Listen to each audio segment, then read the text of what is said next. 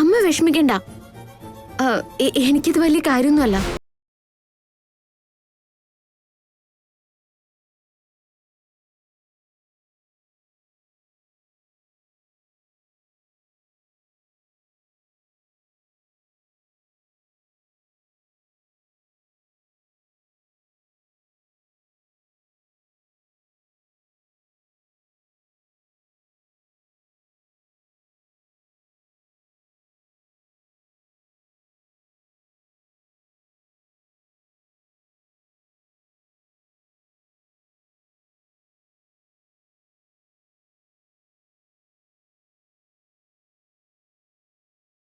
നടത്തിക്കണം. ആ പൂജയുടെ ഫലം ചെറിയ രീതിയിലെങ്കിലും മിഥുന്റെ ജീവന് രക്ഷാകവചമായി മാറിയേക്കാം. മോളെ മേഘനെ, ഈ പൂജ എനിക്ക് വളരെ പ്രധാനപ്പെട്ടതാ. നീ എന്നും സൗഭാഗ്യവതിയായിരിക്കണമെങ്കിൽ മിഥുന്റെ ദീർഘായുസിന് വേണ്ടി ഒരു തെറ്റും വരാതെ സൂക്ഷിക്കണം. പൂജ അവസാനിക്കും വരെ അതീവ ശ്രദ്ധയുണ്ടായിരിക്കണം. കേട്ടല്ലോ? ഞാൻ നോക്കിക്കോളാം അമ്മേ. അമ്മ എന്നെ വിശ്വസിക്കേ. ഈ പൂജയ്ക്ക് ഒരു മുടക്കം വരാതെ ഞാൻ നോക്കിക്കോളാം അമ്മേ. ധൈര്യമായിട്ടിരിക്കെ. അതിന്റെ പേരില് അമ്മ ഇത്രയ്ക്ക് ടെൻഷൻ അടിക്കുന്ന എന്തിനാ? പ്രത്യേകിച്ചൊന്നുമില്ല മേഘനെ. എന്തെങ്കിലും മുടക്കം ഉണ്ടാവുന്നത് അപശകുനല്ലേ, അതുകൊണ്ടാ.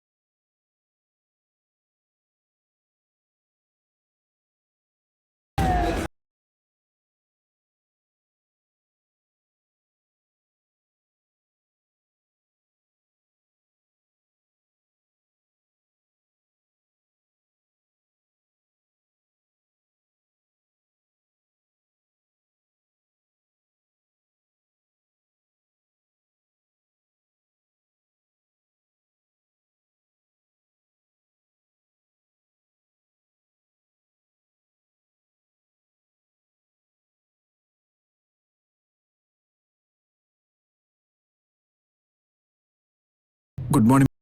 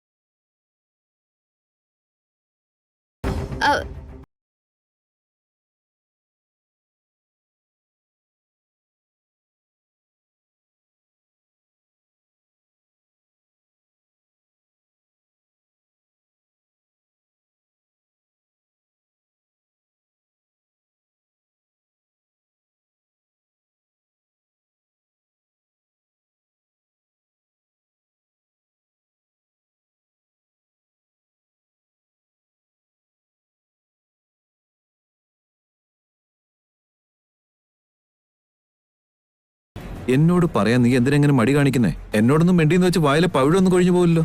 സഞ്ജനേ, മേഘന, ഞാൻ പറയുന്നൊന്നും കേൾക്കുന്നില്ലേ? അതങ്ങ് താഴെ വെക്കി, ഞാൻ എടുത്തു വെച്ചോളാം.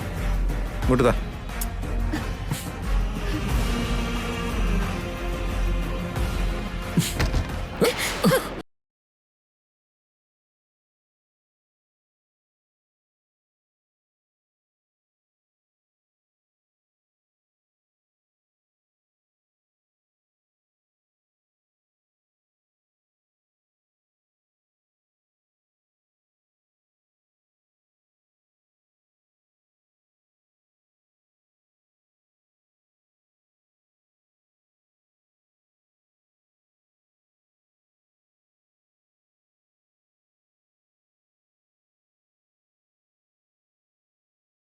കയ്യിൽ വിട്.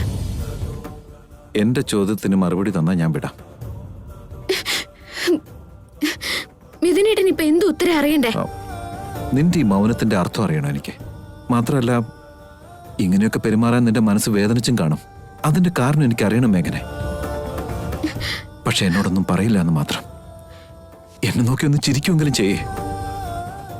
ഇടയ്ക്ക് ഞാൻ നിന്നെ നോക്കിയിരിക്കുമ്പോ നീ നാണിച്ച് നിൽക്കാറില്ലേ? അത് കാണാൻ എനിക്കിഷ്ടം. അല്ലാതെ നിന്റെ ഈ മൗനം എനിക്ക് ഒട്ടും സഹിക്കാൻ പറ്റുന്നില്ല. കണ്ടിട്ടും കാണാത്ത ഭാവത്തിൽ പോകുമ്പോ എന്റെ ഈ മനസ്സ് തകർന്നു പോവുക. ഞാൻ എന്തെങ്കിലും ചോദിച്ചാൽ കേൾക്കാത്ത മട്ടി നിൽക്കുമ്പോ ഹൃദയം നുറുങ്ങുന്ന വേദന എനിക്ക്. ദയവ് ചെയ്ത് എന്നോട് ഇങ്ങനെ പെരുമാറല്ലേ. എനിക്ക് താഴെ ഒത്തിരി ജോലിയുണ്ട്. മിഥുനേട്ടൻ എന്റെ കയ്യിൽ നിന്ന് വിട്ടെ. കണ്ടില്ലേ, ഞാൻ ഇത്രയൊക്കെ നിന്നോട് തുറന്നു പറഞ്ഞിട്ടും ഒരു വാക്ക് മറുപടിയെങ്കിലും നിനക്ക് എന്നോട് പറയണം തോന്നില്ല മേഘനെ? ഇല്ല, എനിക്ക് തോന്നുന്നില്ല മിഥുനേട്ടാ. ശരി, ആയിക്കോട്ടെ. എത്ര നാൾ വരെ നീ എന്നിൽ നിന്ന് ഇങ്ങനെ മാറി നടക്കുമെന്ന് എനിക്കൊന്ന് കാണണം.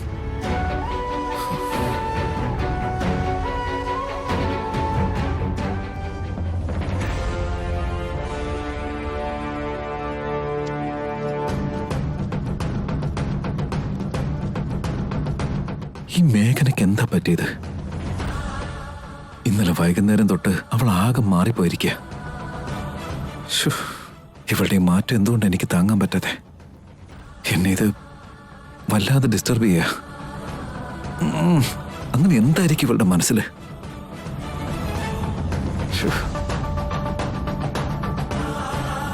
ചേച്ചി, ചേച്ചി ഇവിടെ ഉണ്ടായിരുന്നോ? ഞാൻ ചേച്ചിയും തപ്പി നടക്കുകയായിരുന്നു. എന്താ ചാരു?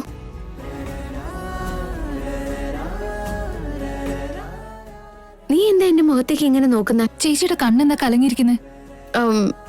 പ്രത്യേകിച്ചൊന്നുമില്ല ചാരു. എനിക്ക് മനസ്സിലാവുന്നുണ്ട്. ഇന്നലെ നടന്ന സംഭവം ഓർത്തിട്ടല്ലേ? അതിരിക്കട്ടെ, മിഥുനേട്ടന്റെ കൂടെ ഉണ്ടായിരുന്ന ആ പെണ്ണാരാന്ന് കണ്ടുപിടിച്ചോ? ഞാൻ പറഞ്ഞില്ലായിരുന്നു ചാരു, എന്റെ ചോദ്യത്തിന് മുന്നിൽ ഉത്തരം മുട്ടി നിൽക്കുന്ന മിഥുനേട്ടനെ കാണാൻ എനിക്ക് താല്പര്യമില്ല. അതുകൊണ്ട് തന്നെ ചോദിച്ചുമില്ല. അതെന്താ ചേച്ചി അങ്ങനെ അങ്ങ് വിട്ടാൽ എങ്ങനെയാ? ആരാന്ന് ചേച്ചിക്ക് അറിയണ്ടേ?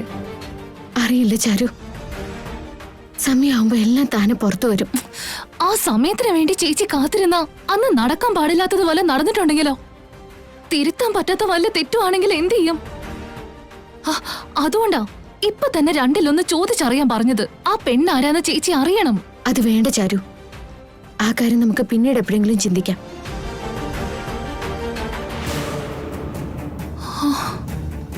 ചേച്ചി വിട്ടാലും ഞാൻ വിടാൻ തയ്യാറല്ല. ഏട്ടന്റെ കൂടെ ഉണ്ടായിരുന്ന ആ പെണ്ണാരാന്ന് ഇവിടുന്ന് പോകും മുമ്പ് ഞാൻ കണ്ടുപിടിച്ചിരിക്കും. ആ, എല്ലാം പറഞ്ഞ പോലെ.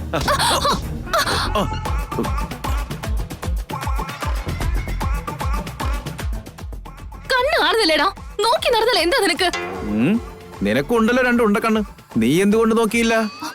ഇതിപ്പോ അരിയും തിന്നു ആശാരിച്ചിയും കടിച്ചു, എന്നിട്ട് നായിക്ക് മുറുമുറുപ്പാണത്രേ. അതുപോലെ ഉണ്ട് നിന്റെ കാര്യം. ആ പറഞ്ഞത് ശരിയാ. ആ നായ നീയല്ലേ മുറുമുറുത്തോണ്ട് വരുന്നു.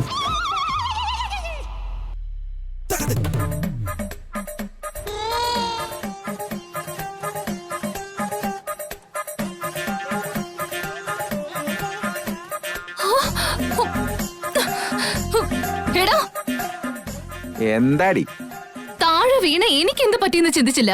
ഫോൺ എടുത്ത് പോറല് വല്ലത് വീണോ നോക്കുക. എന്നെ ഒന്ന് പിടിച്ച് എണീപ്പിക്കണമെന്ന് പോലും നിനക്ക് തോന്നിയില്ലേ? താഴെ വീണ ഫോണിന് താൻ എനിക്കാൻ കഴിയോ മാങ്ങാണ്ടി?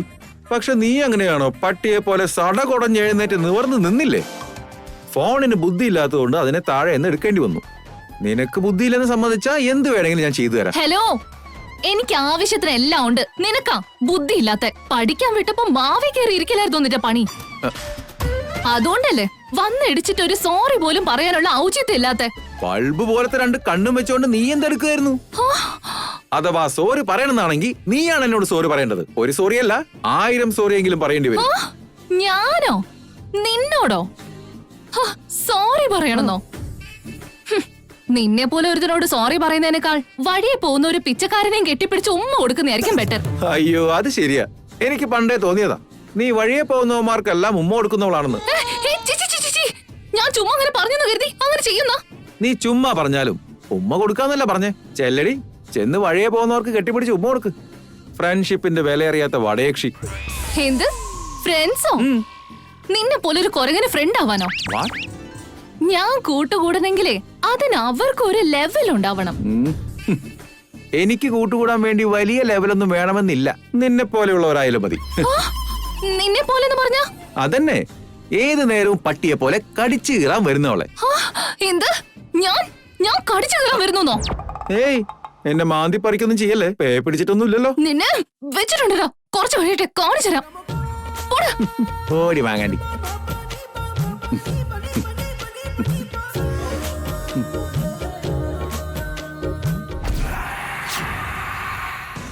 എന്താ നമ്മളീ കാണുന്ന ചെറിയമ്മേ? അവളുടെ ചേച്ചി മിഥുനേട്ടനെയും കെട്ടി ഇവിടെ സെറ്റിൽ ആയിരിക്കുക. ഇപ്പതേ ഈ ചാരുമതി വിവേകേട്ടനെ വളയ്ക്കാനുള്ള പ്ലാനാണെന്ന് തോന്നുന്നല്ലോ. ഞാനും എല്ലാം ശ്രദ്ധിക്കുന്നുണ്ട്. എല്ലാത്തിനും ഒരു സമയമുണ്ടല്ലോ. അപ്പ പിടിക്കാൻ നമുക്ക്. ചാരുമതിക്ക് ഇരുപ്പതൊരു പണി കൊടുക്കാൻ നമുക്ക്. നല്ലൊരു ദിവസമായിട്ട് പണി കൊടുക്കണ്ടെന്ന് കരുതി വിട്ടതാ. നീ വാ, നമുക്ക് താഴേക്ക് പോ.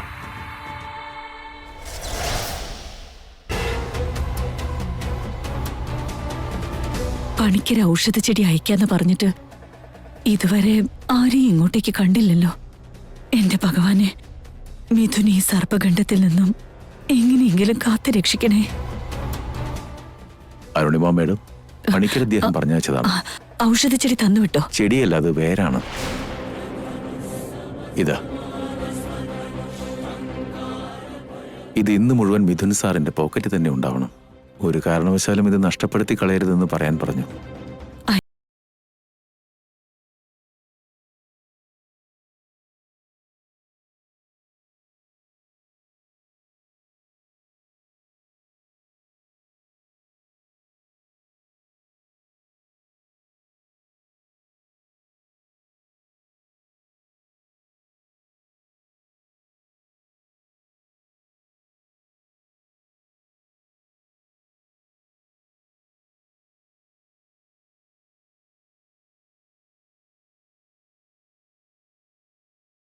ഇതെന്തിനുള്ളതാ മോം? എന്തിനാ ഏതിനാന്നുള്ള ചോദ്യങ്ങളൊക്കെ പിന്നെയാവാം. നിന്റെ മോമല്ലേ പറയുന്നത്. അപ്പൊ നിന്റെ നല്ലതിനായിരിക്കും അറിയാലോ. പിന്നൊരു കാര്യം, എന്തൊക്കെ പ്രശ്നങ്ങൾ ഉണ്ടായാലും നിന്റെ പോക്കറ്റിൽ നിന്ന് നഷ്ടപ്പെടുത്തരുത്. ശ്രദ്ധിക്കണം. മോൻ പറഞ്ഞ ഈ മോൻ അനുസരിക്കാതിരിക്കോ? That's my good boy.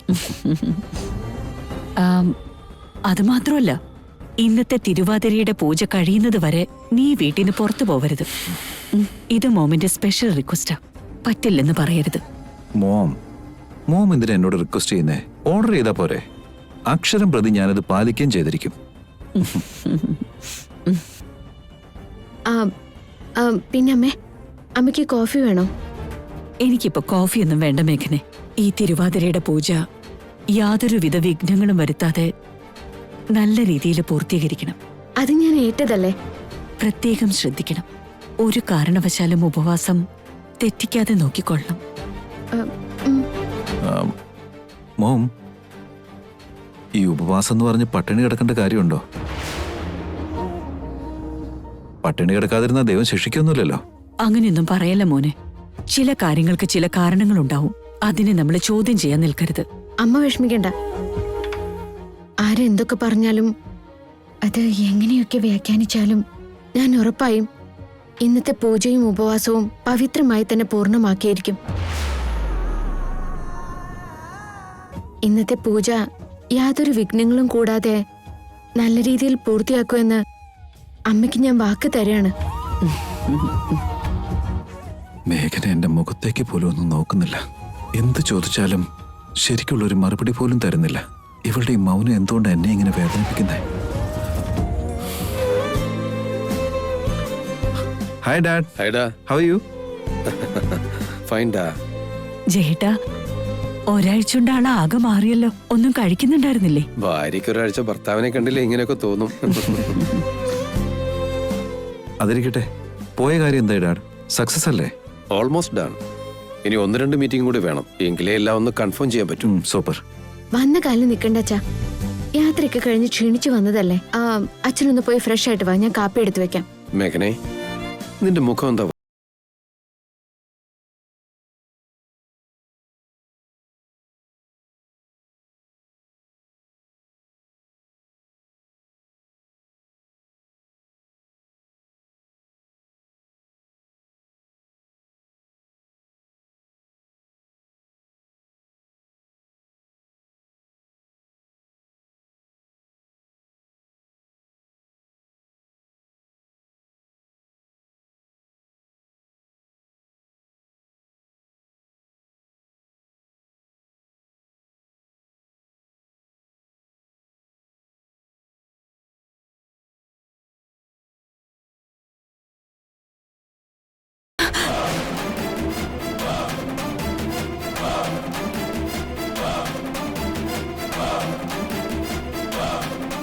എതിരെ വരുന്നത് ആരാണെന്ന് ശ്രദ്ധിക്കാനുള്ള മര്യാദ പോലും ഇല്ലാതായോ?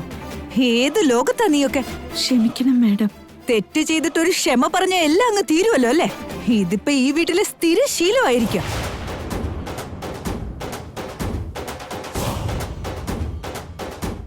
അത് പിന്നെ ചെറിയമ്മ തെറ്റിദ്ധരിക്കില്ലെങ്കിൽ എനിക്കൊരു കാര്യം പറയാനുണ്ട്. ജ്യോതി ശ്രദ്ധിച്ച് തന്നെ അവളുടെ വഴി ഇങ്ങോട്ട് കയറി വന്നത്. അതിനിടയ്ക്ക് പോകുന്ന വഴി ശ്രദ്ധിക്കാതെ ചെറിയമ്മയെ അവളെ ഇടിച്ചത്.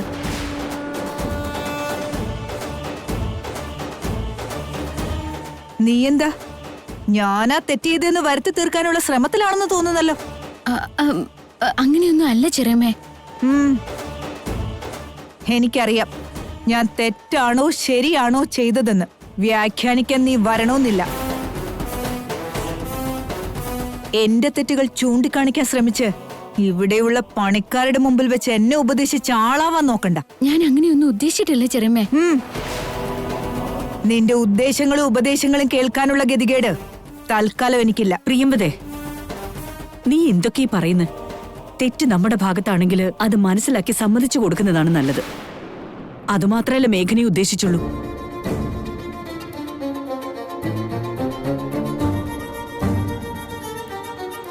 അതുകൊണ്ടല്ല ചേച്ചി. ഇത്ര പ്രായമായിട്ടും ഏതൊക്കെ കാര്യത്തിന് പ്രതികരിക്കണമെന്നും എന്തൊക്കെ കണ്ടില്ലാന്ന് നടിക്കണമെന്ന് ഇതുവരെ പഠിച്ചില്ലേ? പ്രിയമതേ, കൊച്ചു കൊച്ചു കാര്യങ്ങളെ പോലും ഊതിപ്പെരിപ്പിച്ച് പ്രശ്നങ്ങൾ ഉണ്ടാക്കുന്ന ശീലം നല്ലതല്ല. ഒരു പാവം പണിക്കാരിയുടെ ഫ്രസ്ട്രേഷൻ തീർത്ത് സ്വന്തം മര്യാദ കളഞ്ഞു കുളിക്കാൻ നോക്കരുത്.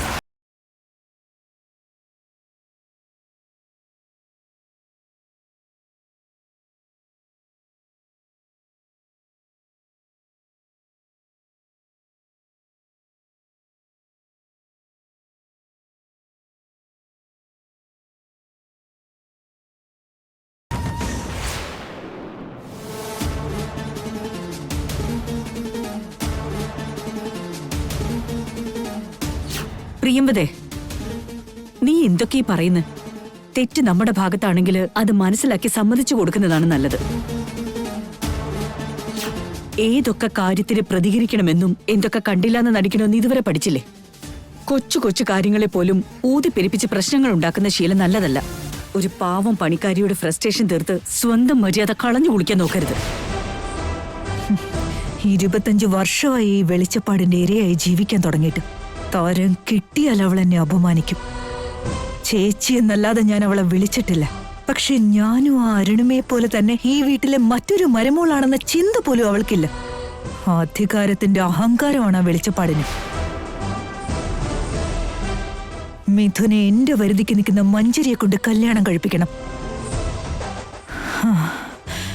എടി മേഘനെ, ഇനി ഞാൻ നിന്നെ മൂക്കുകൊണ്ട് ഇക്ഷ വരപ്പിക്കൂടി. ഇന്ന് നടക്കുന്ന പൂജ പോലും നീ സമാധാനത്തോടെ പൂർത്തിയാക്കില്ല.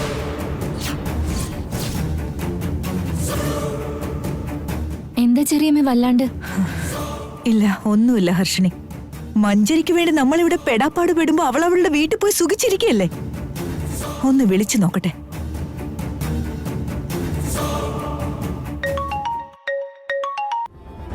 ഹലോ മഞ്ജരി, നിന്റെ ഉദ്ദേശം എന്താന്ന് എനിക്ക് മനസ്സിലാവുന്നില്ല. അടികൊള്ളാൻ ചെണ്ടയും പണം വാങ്ങാൻ മാരാരും എന്ന് പറയുന്ന പോലാണല്ലോ ഇത്. ഞങ്ങൾ ഇവിടെ നിനക്ക് വേണ്ടി പെടാപ്പാട് പെടുമ്പോ നീ അവിടെ വീട്ടിൽ പോയി സുഖമായിട്ടിരുന്ന എങ്ങനെ? അങ്ങനൊന്നും ഇല്ല ആന്റി.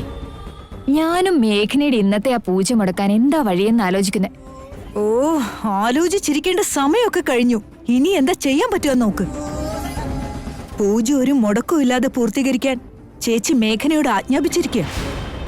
ആ പൂജ മുടങ്ങുവോ അല്ലെങ്കിൽ എന്തെങ്കിലും തെറ്റ് സംഭവിക്കുകയോ ചെയ്ത അരുണിമേച്ചി മേഘനയെ വെച്ചു പൊറപ്പിക്കില്ല. അതിനെന്താ വഴി എന്നുള്ളതാണ് ചിന്തിക്കേണ്ടത്. ശരിയാണ് ആന്റി, യു ആർ റൈറ്റ്. ഞാനും ഇപ്പൊ അത് തന്നെ ആലോചിക്കുന്നത്. നിന്റെ ആലോചനയൊക്കെ അവിടെ നിൽക്കട്ടെ. എന്നിട്ട് ഞാൻ പറയുന്ന പോലെ കേക്ക്. എങ്ങനെയെങ്കിലും മിഥുനെ നീ അങ്ങോട്ട് വിളിച്ചോണ്ട് പോയിക്കോ. മേഘനയുടെ തിരുവാതിര പൂജ തുടങ്ങുന്ന സമയത്ത് മിഥുൻ ഈ പരിസരത്ത് എങ്ങും ഉണ്ടാവരുത്. അത് ഞാൻ നോക്കിക്കോളാം. ആന്റി ധൈര്യമായിട്ടിരിക്കേ. സമയത്ത് മിഥുൻ ഇവിടെ ഇല്ലാതെയാവുമ്പോ മേഘനയുടെ ഈ തിരുവാതിര പൂജ പൂർണ്ണമാകാതെ അവശേഷിക്കും. അണ്ടർസ്റ്റാൻഡ്? ശരി ആന്റി, ആന്റി പറഞ്ഞതുപോലെ തന്നെ ചെയ്യും. എന്താടി കാര്യം? പ്രത്യേകിച്ചൊന്നുമില്ല മാം. മേഘന അവിടെ നടത്തുന്ന തിരുവാതിര പൂജ പൂർണ്ണമാകാതെ മുടങ്ങണം. ഇവിടെ നമ്മുടെ തിരുവാതിര പൂജ സമ്പൂർണ്ണ ഫലം കാണാൻ വേണം. അതിനെന്താ മാർഗമെന്ന് പ്രിയമതാന്റെ ചില കാര്യങ്ങൾ തീരുമാനിച്ചിട്ടുണ്ട്. അത് പറയായിരുന്നു. നീ എന്ത് ചെയ്താലും പരിപൂർണ മനസ്സോടുകൂടി ചെയ്യുമോളെ. ഏതു മാർഗം സ്വീകരിച്ചാലും ലക്ഷ്യത്തിലേക്ക് എത്തണം എന്നത് മാത്രമായിരിക്കണം നിന്റെ ചിന്ത. എന്തു വന്നാലും ഇത് നിന്റെ മാത്രം ജീവിതം. ആ ജീവിതം എങ്ങനെ പടുത്തുയർത്തണം എന്നുള്ളത് നീ വേണം തീരുമാനിക്കാൻ. നിനക്കിപ്പോൾ മാർഗതടസ്സമായി നിൽക്കുന്ന മേഘനയെ ഇല്ലാതെയാക്കാൻ എന്റെ എല്ലാവിധ സഹകരണവും ഉണ്ടായിരിക്കും. Thank you so much ma'am. എന്നാലും ഒരു കാര്യം നീ ഒരിക്കലും മറക്കാൻ പാടില്ല. നീ എങ്ങനെയൊക്കെ പ്രയത്നിച്ചാലും എത്രയൊക്കെ സ്നേഹിച്ചാലും മിഥുന്റെ മനസ്സ് മേഘനയിലേക്ക് ചായാൻ തുടങ്ങിക്കഴിഞ്ഞാൽ പിന്നെ എല്ലാം വെറുതെയാവും. അങ്ങനെയൊന്നും സംഭവിക്കാതെ നോക്കിക്കോ. ഡോണ്ട് വെറി മോം, അതൊക്കെ ഞാൻ നോക്കിക്കോളാം. മഞ്ചേരി നമ്മൾ പറഞ്ഞതുപോലെ കേക്കോ ചെറിയമ്മേ? മിഥുനേട്ടൻ സമയമാകുമ്പോ മഞ്ചേരിയുടെ വീട്ടിലേക്ക് പോയാ പിന്നെ മേഘനയുടെ തിരുവാതിര പൂജ പൂർണ്ണാവില്ലെന്ന് ഉറപ്പാ. എന്നാലും അതുമാത്രം മതിയാകൂ. മമ്മിയുടെ മുമ്പിൽ മേഘനയുടെ പേര് ചീത്തയാക്കാൻ അവളുടെ ഓരോ ചുവടിലും നമ്മള് തടസ്സങ്ങൾ ഉണ്ടാക്കിക്കൊണ്ടിരിക്കണം. You are right Harshini. നമുക്ക് ശരിയാക്കാം.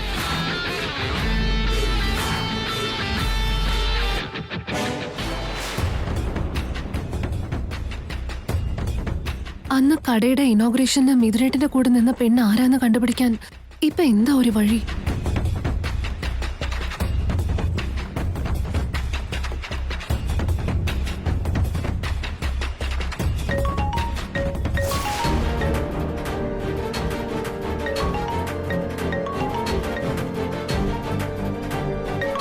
മിഥുനേട്ടന്റെ ഫോണല്ലേ അവിടെ ഇരിക്കുന്നേ?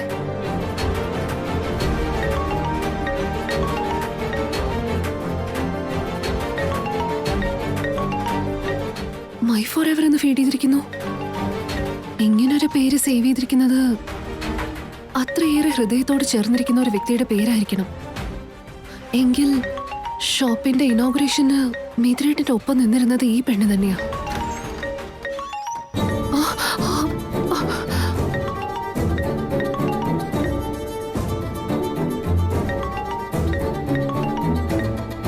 ഹലോ. ഹായ് മിഥുൻ, നിന്നോടൊരു അത്യാവശ്യ കാര്യം പറയാനുണ്ട്. എന്താന്ന് വെച്ചാ പറഞ്ഞു. സംസാരത്തിന്റെ ഇടയിൽ മിഥുനേട്ടൻ ഒരു തവണയെങ്കിലും ആ പെണ്ണിന്റെ പേര് പറഞ്ഞാ പിന്നെ കാര്യങ്ങൾ എളുപ്പമാവും. നമ്മുടെ കമ്പനിയിലേക്ക് ഒരു പുതിയ പ്രോജക്റ്റിന്റെ ഓഫർ വന്നിട്ടുണ്ട്. അതിനെക്കുറിച്ച് അർജന്റ് ആയിട്ട് ഒരു ഡിസ്കഷൻ വേണമായിരുന്നു. ഇന്ന് പറ്റുമെന്ന് തോന്നുന്നില്ല.